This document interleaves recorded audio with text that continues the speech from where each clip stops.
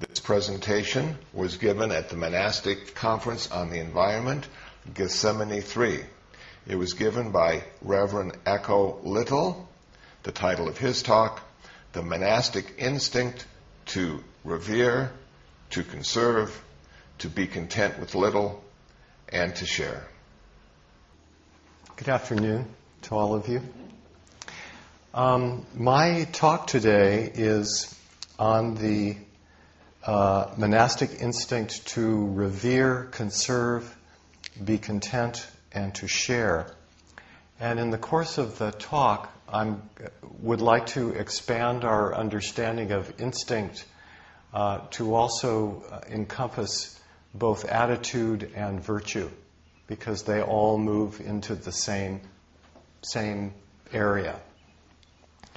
And also to think of the idea of the instinct, the attitude, the virtue to revere, conserve, be content with little as something that comes about with cultivation and practice. Yes, please. I'll do my best. Thank you. And I'll explain this part of it later. At this point, I'll just say now I don't write on boards very much. And one leg is shorter than the other. I'd like to introduce this topic with a story. And I'm going to ask you to bear with me for a moment until you see where I'm going with it, because I think it is a wonderful way of introducing the monastic instinct, the monastic attitude. In 1418, in the city of Florence, Italy, there was a competition announced for the design and building for the dome of the new cathedral of Santa Maria del Fiore. The participants had 6 weeks to submit models, designs, or even make suggestions on how to vault the cathedral's very large dome. Sponsoring the competition was a group called the Opera del Duomo, the Office of Works that was in charge of the building, which had begun construction in 1296, over 100 years before. With a handsome commission and plenty of prestige at stake, this competition drew the most talented designers of the time. Architects, masons, builders, and more than a dozen models were submitted for the competition. And the way that the models would be submitted was that they would be built on the floor of the new cathedral that was under construction.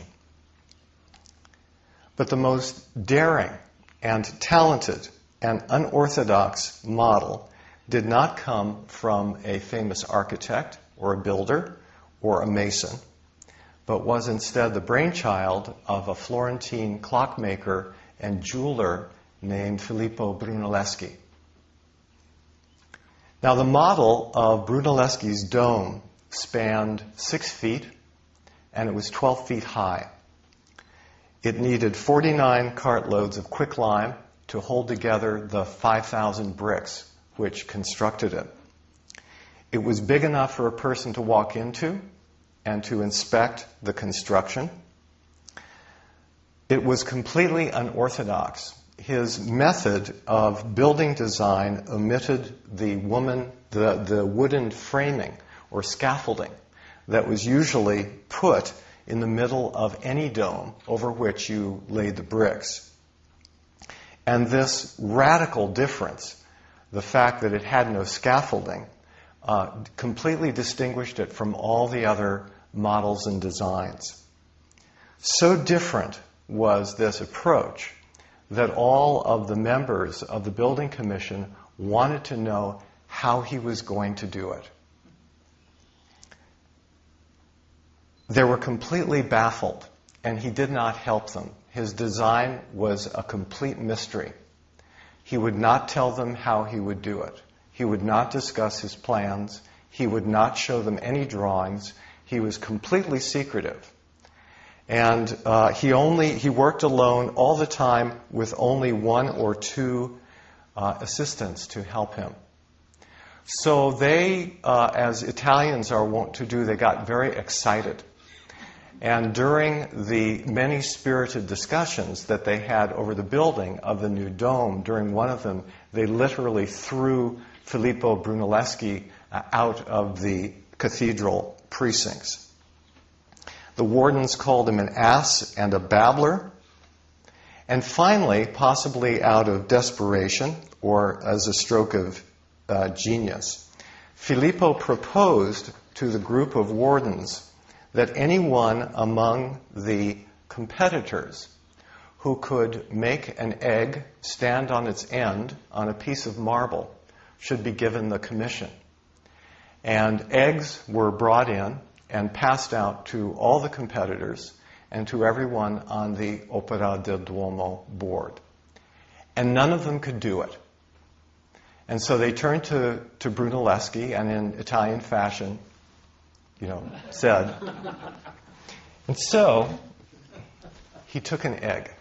Okay, this is not a real egg. I borrowed this from a parrot. It's her favorite toy. He took an egg and very smartly and quickly he whacked it on the end and stood it right on the piece of marble. And they looked at him like this and said, well, if we had known that, we could have done it. And he said, gentlemen, all of you, any of you, could build the dome of Santa Maria if you knew my plans. And I'm not going to tell you what they are. So finally, after all of many more discussions, grudgingly, he was given the commission to build the dome. He completed the dome of Santa Maria del Fiore in 1436. Pope Eugenius IV consecrated the cathedral 1 month later, 16 years and 2 weeks after construction had begun. And it was a very difficult construction as things were in those days. It was completely successful. The dome is still standing. It is the biggest church dome in the world. It spans 143 feet. It's bigger than any other cathedral dome. When I read this story, it captured my imagination. Filippo Brunelleschi knew how to make an egg stand on its end. The humble egg is an unremarkable object that is familiar to everyone. Millions of pounds of eggshells are thrown away every day without much thought given to the beautiful proportion and design of that elegant oval. But how many of us know how to make an egg stand on its end? The egg standing on its end is the perfect metaphor for the monastic life. The ordinary egg is something that everyone is familiar with and doesn't think twice about. But the egg, handled by someone with the special knowledge, the special wisdom of its shape, and everything that shape is capable of, that egg can be made to do something that is quite remarkable. In the same way, the wisdom of a monastic life, which comes from his or her vows and religious practice, enables the monastic to do something that few people know how to do. And I would add to this that this would be the same knowledge that a deeply religious person would also possess, whether they be monastic or not. But this special thing is how to find true happiness and contentment within themselves. That happiness does not come from prestige. It does not come from fame. It does not come from gain. It does not come from accomplishment, wealth, or property. but it comes from the intentional cultivation of reverence, renunciation, gratitude, and generosity. These monastic instincts, these monastic virtues, are the egg standing on its end. Although Filippo built the model of the Dome of Santa Maria, the most interesting thing about his project is that he actually didn't know how he was going to build it. He hadn't worked out the details. He had a general idea, but he had to work it out as he went along. He didn't fully know how he was going to do it, but he believed that he could do it. And his ingenious construction methods were all developed in the course of the cathedral's construction. In fact, there was a young art student who used to come in and sketch his construction machines. The art student's name was Leonardo da Vinci. Da Vinci's drawings survived. Filippo's plans, he never showed them to anybody. His did not, and his were only found recently. Filippo had faith in himself that he could do it and to complete it successfully. A monastic cultivates religious faith to lead the life of reverence, renunciation, gratitude, and generosity. However, learning the practical cultivation of these virtues, that's something that you learn as you go along. We have to cultivate the faith needed to meet and overcome the obstacles we encounter, internal and external, that are inevitable in religious life. Even though we don't know how to do it when we start, we can't allow that from preventing us from going ahead. It is a creative work in which monastic virtues are both created and discovered. We learn how to do it by doing it. It requires faith, it requires wisdom, patience. With that faith and wisdom and patience, Filippo Brunelleschi built the largest church dome in the world. Our monastic lives are composed of the very virtues which can help to save the world in the midst of the modern environmental crisis which we must all face. And these virtues are something that anyone can practice, not just monastics. Anybody can learn how to stand an egg on its end and keep it standing there.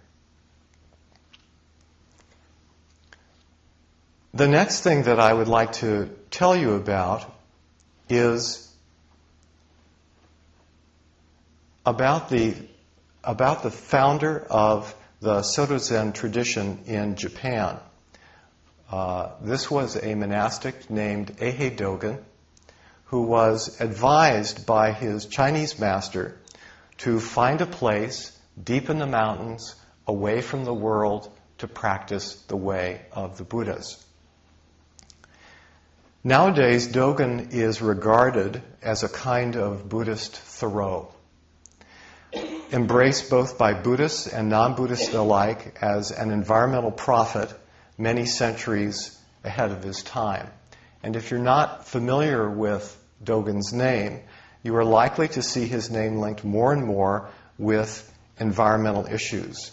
And his voluminous writings, in which he used a lot of nature imagery, are most likely going to be quoted for a long, long time. His writings and teachings deserve to be included and studied in this modern context. However, as with many prophets, his teachings are often misunderstood, his words often misquoted, and his meaning somewhat distorted.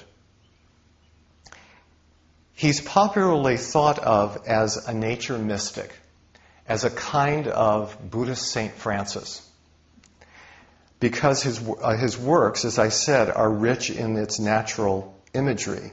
And it's really easy to think of him this way.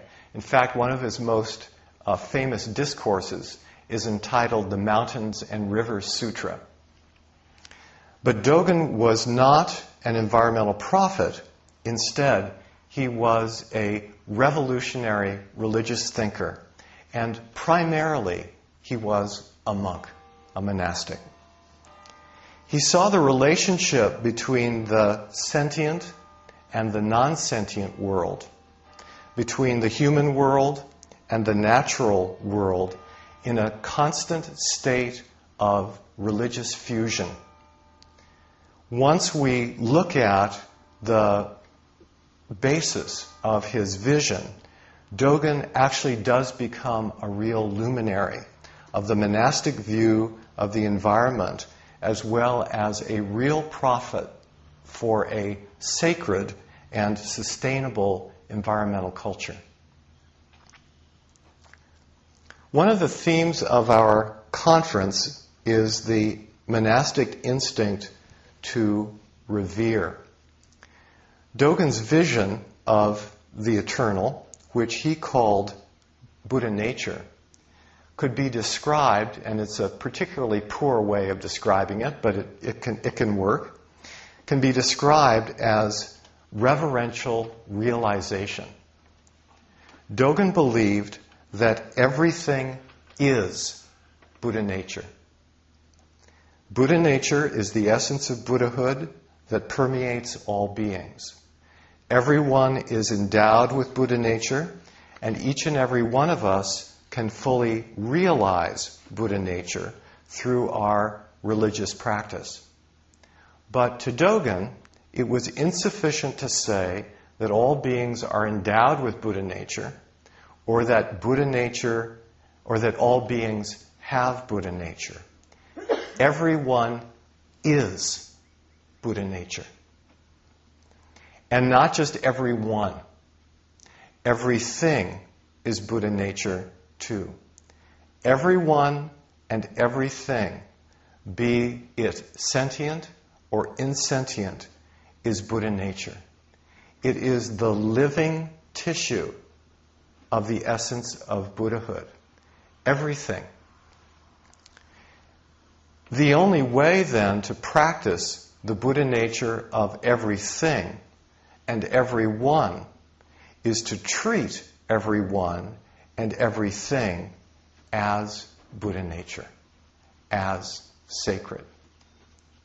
To Dogen, everyone and everything is literally the living, manifest, fully realized body of Buddha.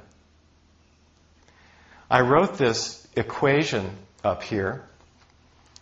Buddha nature equals everyone equals Buddha nature equals everything equals Buddha nature. And we could just write that ad infinitum.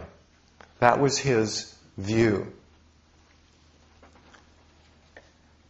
So in this view, both human beings and the physical world are the living expression of the life of the Buddha. And when I say everything, I mean everything. Space is just as full of Buddha nature as our lectern is solid. A human being, in terms of Buddha nature, is equal to an insect. A tree is the same as a car, which is the same as, in Buddha nature, as a person. Everything is Buddha nature. Everything is the object of veneration of the living essence of Buddha nature. So, when this vision is applied to the environment, the implications for environmental consciousness, sacred environmental consciousness, is staggering. Nothing is mundane. Everything becomes sacred. And because everything is sacred, it must be revered, conserved, protected, purified, preserved, maintained. You get the idea. Reverence is not only an attitude of mind, it has to become a physical expression of the reverential attitude. One treats everything as if it were, because it is, the living tissue of Buddhahood. If you think this through, this view means saving the entire world and everything within it through the way that we live, through the actions of body, speech, and mind. Because the way that we live is our realization of religious practice. And that practice itself, that very life, is the vehicle of reverence. Dogen's view of the indivisibility of Buddha nature is a religious mandate for environmental stewardship, as well as for the enlightenment of human society. It's a mandate given not only for the sake of helping living beings, but one given for the sake of helping everything. It is for the sake of everything and everyone that one venerates, reveres, cherishes, and takes care of the world, and everything and everyone in it. Everything is Buddha nature. Everything is equal in that Buddha nature. The grasses and the trees, the mountains and the rivers, says Dogen, proclaim the Buddha's teaching just as eloquently, just as equally as any human being does. There is no boundary between that which is sentient and insentient. The insentient communicate their sacred equality just as eloquently as the sentient do. Creatures and things express their life, each in their own way, and they communicate that life in ways which nowadays we can actually observe through our own senses, understand intellectually, and even measure scientifically. All creatures are expressing their language to us, and we can see what that language is. This is the essence of Dogen's religious vision. Everything and everyone is Buddha nature. Therefore, we must treat it as such and care for it with reverence, love, renunciation, non-greed, gratitude, and generosity. The principle that Buddha nature is everything and everyone, and that everything is Buddha nature, permeates the entirety of Dogen's thought and teaching. However, it was not just philosophy. He did not just stop with broad statements about Buddha nature. He applied everything very, very practically. First and foremost, Dogen was a monastic, as well as the founding abbot of a community of monks. So he applied his vision practically to encompass and to govern all the aspects of monastic life, from the most sublime down to the most earthy. The man who wrote the Mountains and Rivers Sutra also gave his monks clear instructions on how to use little clay balls to clean themselves after they defecated, and also how to use the toothbrush, included with prayers taken from the sutras to remind them what they were doing and why they were doing it, that everything they were doing was a religious act. His writings are full of these practical methods, each accompanied with exhortations to focus the mind on contemplation and on spiritual realization.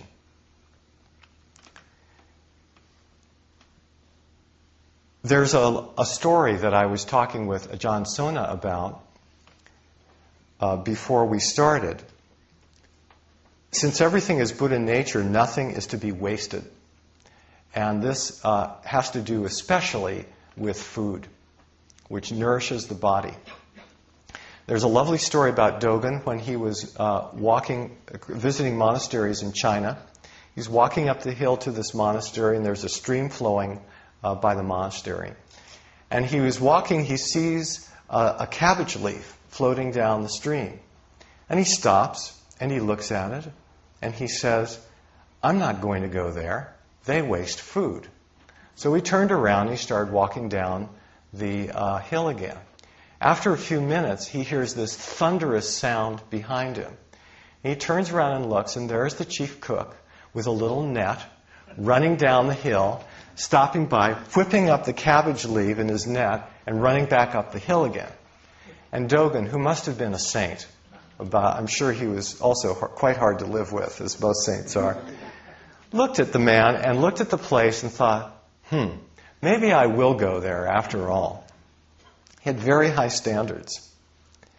In his work called the Tenzo Kyokan, which is the instructions to the chief cook, Dogen gives clear guidance on how the monastery food, in this case water and rice, because this is the 13th century, is to be prepared and cared for, along the principle that everything is Buddha nature. He says, once the food has been prepared, it must be cared for in the same way as we care for our own eyesight. The common property of the temple must be accorded the same care as that accorded to our own eyes. This food must be dealt with as if it were for the royal table. Exactly the same care must be given to all food, whether raw or cooked. He directed that the water in which the daily rice was washed was to be strained to make sure that not even a grain of rice would escape. The water with which the rice is washed must not be idly thrown away. In the old days, a straining bag was used for the purpose of ensuring that no rice was ever left in the water. Every grain of rice must be washed carefully by the chief cook personally. He must never leave until the washing is over, and he must, on no account, cast away even a single grain. This goes along with what Sister Judith was saying about the Benedictine rule, in which the seniors of the monastery, the older monks, would be empowered by the abbot to be abbots in their own area. And in Dogen's monastery, the chief cook personally had to oversee everything. He was in charge of holding the food of the monastery that nurtured everyone so that they could practice the way together. He did not just focus on food. The kitchen pots were seen as part of Buddha nature and were to be cared for with the same spirit of devotion. The pot in which the rice is cooked must be thought of as our own heads. The water in which the rice is washed must be thought of as our own life. The instructions to the chief cook comes from a larger work called the Chiji Shingi, which is an analysis of 6 of the offices of the monastery, of which the cook is the most famous, but the prior is another one, and the person who takes care of the monastery goods is another one. These instructions become a model for the way that the monastery seniors should carry out their duties, including the abbot. And this kind of reverential love and care is a model for how people can take care of their own lives with reverence and mindfulness, and how they can apply that same kind of care, reverence, and mindfulness to the world around them. The monastery cook must be able to see the Buddha nature in everything. He or she must be content with the quality of food offered to the monastery and purchased for it, and do his or her best to prepare the food that is to be cooked that day. Above all, he or she must be able to see and show the Buddha nature within it once it is cooked. Dogen says, the chief cook must not eye the food superficially or with a discriminatory, judgmental mind. His spirit must be so free that the Buddha land appears within a blade of grass whenever he and others behold it. And he must be capable of giving a great sermon even on the very heart of a particle of dust. He must not be contemptuous when making poor quality soup, nor should he be overjoyed when he makes it with milk. If he is unattached to the last, he will not hate the first. There must be no laziness in him, however unappetizing the food may be. Should the food he beholds be of good quality, his training must become all the deeper so that he might avoid attachment thereto. His speech in the presence of all men must be the same, unchanging in mode, for should he change it, he is not a true seeker after Buddhahood. He must be polite in all he does, and strenuous in perfecting his efforts at cooking, for these actions will lead him in the path of purity and care, once trodden by the excellent monks of old. I myself long to be thus. He also says it is absolutely essential that the pure actions of the chief cook shall come forth from his realization of unity with all things and beings. Having no prejudices himself, he must be able to see into the minds and hearts of others. From only a stalk of cabbage, he seems to produce a 16-foot-long body of the Buddha. Now, I have had the honor and appreciation to eat the food of monastics who were good cooks, and also to eat the food of monastics who were chief cooks.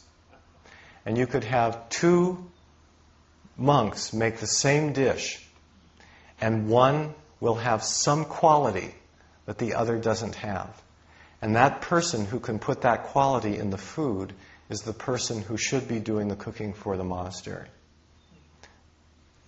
The monastic cook must cultivate gratitude and express that gratitude in the way that he or she serves the monastic community.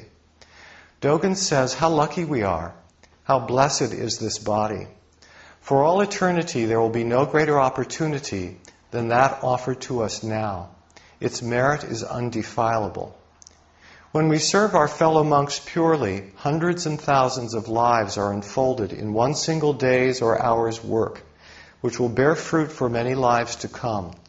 To grasp truth thus is clearly to express that gratitude. The reverence for Buddha nature, which we Buddhists would express as devotion to the three treasures of Buddha, Dharma, and Sangha, is the mind of love. Dogen explains that the cook must love the materials of his work in the same way that he loves the three treasures of Buddha, Dharma, and Sangha, and likens that love to the way parents love their children. Please think of this kind of love in terms of cherishing the entire world, with all the beings and all the things that exist within it.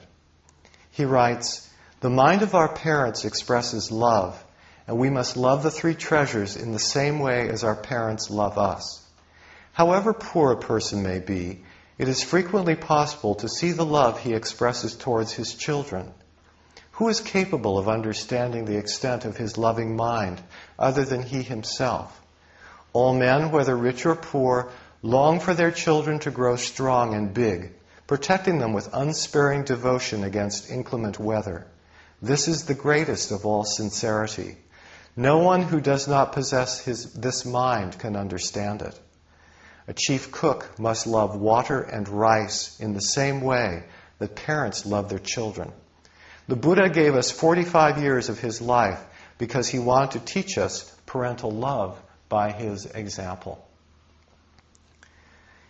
So here is a monastic model of love that cherishes the Buddhahood, the Buddha nature in all things, while devoting itself selflessly in service to the monastic community as it cherishes and protects the resources of the community. And you can extrapolate this for lay life in exactly the same way. This is an example of a heart and mind which is at one with its spiritual source and which expresses that spiritual unity by selflessly loving the things of the earth and the activity of those things in the same way that parents love their children. This mind of love, this kind of love, is based on reverence that is the foundation for an ultra-sacred stewardship of the earth and all the things that are contained within it. Charity, sharing, generosity is the foremost Buddhist virtue. All of our morality in Buddhism begins with charity, which we call dana. It is charity that opens the heart and enables us to care for something other than ourselves. Dogen says the offering of only one coin or blade of grass can cause the arising of good. For the teaching itself is the true treasure, and the true treasure is the very teaching. We must never desire any reward, and we must always share everything we have with others. It is an act of charity to build a ferry or a bridge, and all forms of industry are charity if they benefit others. If they benefit others, he says. But the question arises, what if others are harmed by industry? What if industry harms the resources of life for all beings by fouling the water, polluting the air, and unnaturally accelerating the warming of the planet? If this kind of industry harms others, then there does appear a moral obligation to change industry in order to do that which will help, not harm, the delicate web of being. This kind of action is consistent with the spirit of right livelihood, one of our most fundamental teachings, and it has to be done in a spirit of loving kindness, compassion, charity, tenderness, benevolence, sympathy. This is a real project for human beings. This is only a drop in the bucket of Dogen's teachings, but it gives you a good sense of how the monastic life, and more importantly than that, the monastic virtues, the monastic attitudes, can become a template for an environmental renaissance. In Buddhism, there is more than enough teaching to serve as a wholesome foundation for environmental awareness, education, not to mention the necessity for compassionate, vigorous, and decisive action. Because all of us have to become this egg standing on its end.